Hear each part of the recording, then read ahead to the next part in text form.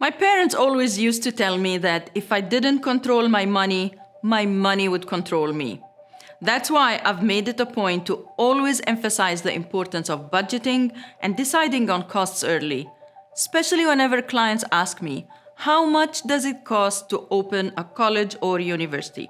How much money do I really need? Now, this question might seem simple, but in my years of being asked about this, the answer can be quite complicated. Let's explore some of the most essential expenses you'll need to consider, starting first with the campus. As they say, location, location, location. But a good location comes at a price, and those prices are on the rise in the United States. If you're going for brick and mortar, it isn't just classrooms you need to build. You need to also consider rooms for administration, faculty and staff offices, rooms for storing IT hardware and confidential information, workshops, laboratories, and bathrooms, of course. They are all necessary for starting a university. You should set aside at least $5,000 to $15,000 a month for your campus lease. Second, faculty. A school without great teachers is like a car without wheels. You'll need to have them in place or else you'll get nowhere. So before you obtain your license to open your college or university and start enrolling students, you should have qualified faculty in place. For this, you might have to set aside $60,000 annually per full-time faculty and $5,000 per course for adjunct faculty. Teacher salaries will surely be your biggest expense, so make sure to keep that in mind as the revenue won't come in until later on. Third, administration staff.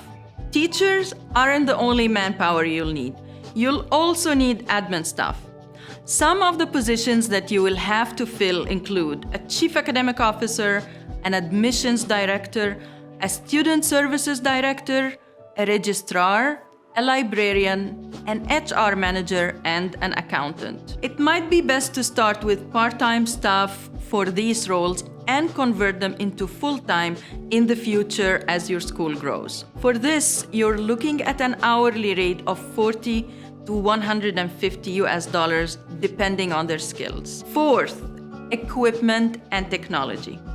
Another necessary expense is your technical expenses. This includes hardware and software that you use to deliver your courses. Learning modules are no longer kept on paper, so you'll need a way to manage all the student data like projects, exams, and grades. And this is where you will need a learning management system, or an LMS. Building your own LMS can cost you between $25,000 and $100,000, and that's excluding server costs. You can also use one of the services that provide you with a ready-made LMS solution, and you pay per student. The average cost is $5 per student per month. You can also install Moodle or Canvas on your own server and manage it yourself if you have the expertise needed for this, which will save you a lot of money in the long run.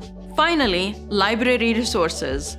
If you want your school to get accredited, know that most accreditors and regulators will check to see if your students have access to reading and research materials, whether through physical or online libraries.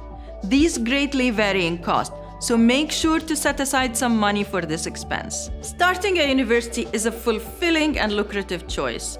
Money does matter when delivering quality education though. So if you want to serve your students the best you can, start with the money.